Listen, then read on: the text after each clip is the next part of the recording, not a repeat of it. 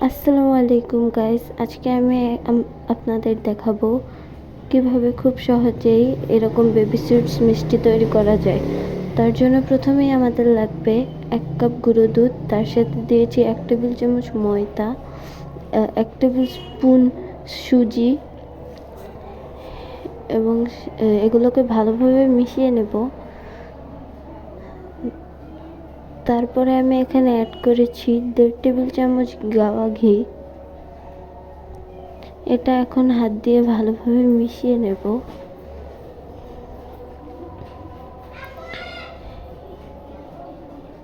এখানে আমি একটা ডিম নিয়েছি, এই ডিমটা ভালোভাবে মিশিয়ে নেব। এই একটা ডিমের সাথে আমি আরও একটা ডিমের অর্ধেক ডিম নিয়েছি, মানে 1.5টা ডিম নিয়েছি। তারপরে এটা ডোটার সাথে মিশিয়ে নেব ভালোভাবে, এমনভাবে মিশিয়ে নেব যাতে একটা পাতলা ডো হয়ে যায়। ডোটা খুব বেশি পাতলা করতে হবে যাতে হাতে এভাবে লেগে লেগে যায়। এটা 5 মিনিট রেস্টে রেখে দিলে খুব সুন্দর হয়ে যাবে। 5 মিনিট রেস্টে রাখার পর দেখুন ডোটা কতটা পরিমাণে শক্ত হয়ে গিয়েছে। এখন এটা আমি একটু একটু করে নিয়ে একটা বলের শেপ বানিয়ে নেব। এমনভাবে বানাতে হবে যাতে কোনো ফাটা না থাকে।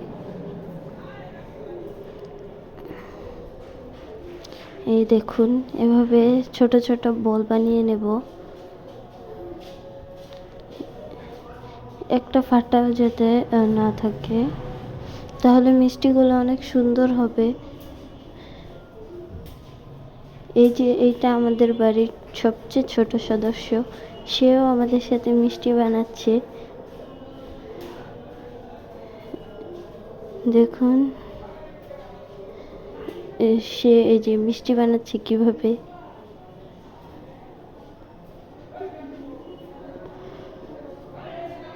একদম ঠান্ডা তেলের মধ্যে সবগুলো মিষ্টি দিয়ে দিয়েছি। দেখতেই পাচ্ছেন তেলটার থেকে আস্তে আস্তে বাবল উঠে আসছে।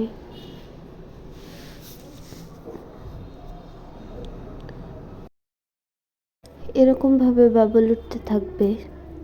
আর দেখতেই পাচ্ছেন মিষ্টিগুলো একাই ছুটে যাচ্ছে, উপরের দিকে ভেসে উঠছে তেল থেকে ছুটে।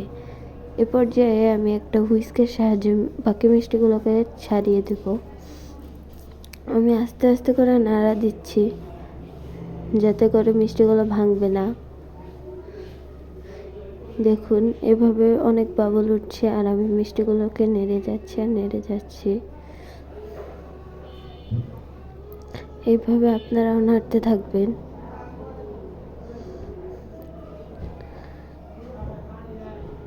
এইভাবে করে যখন মিষ্টিগুলো হালকা লাল লাল হতে থাকবে, তখন আপনারা আপনাদের পছন্দ মতো সময়ে মিষ্টিগুলোর কালারের অনুপাতে আপনারা মিষ্টিগুলোকে তুলে নেবেন। আমি এই সময় কয়েকটা মিষ্টি তুলে রাখছি, আর বাকি মিষ্টিগুলোকে ভাজতে দিয়েছি। এখন আরেকটু লাল হওয়ার পরে আবার আরও কয়েকটা তুলে রাখবো।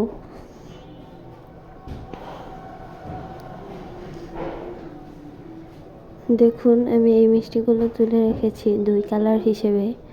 আর সবচেয়ে শেষের মিষ্টিগুলোকে আরও একটু গাঢ় করে ভেজে নিতে হবে। দেখতেই পাচ্ছেন শেষের মিষ্টিগুলো কালো জাম হয়ে গিয়েছে।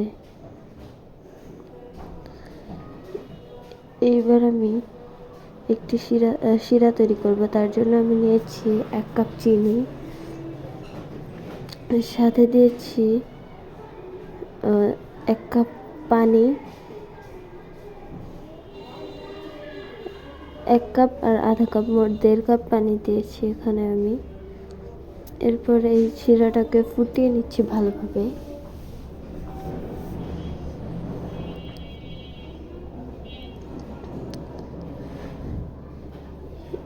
এই পর্যায়ে আমি শিরাতে মিষ্টিগুলো দিয়ে দেব।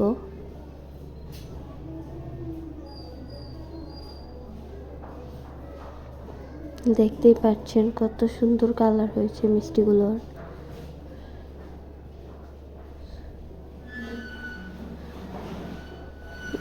দেখুন এবার আমি হুইস্কের সাহায্যে একটু নেড়ে চেড়ে রাখবো।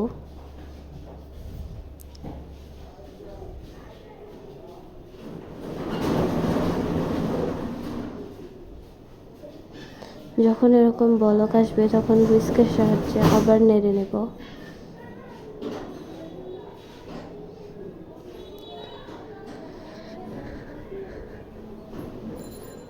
তারপর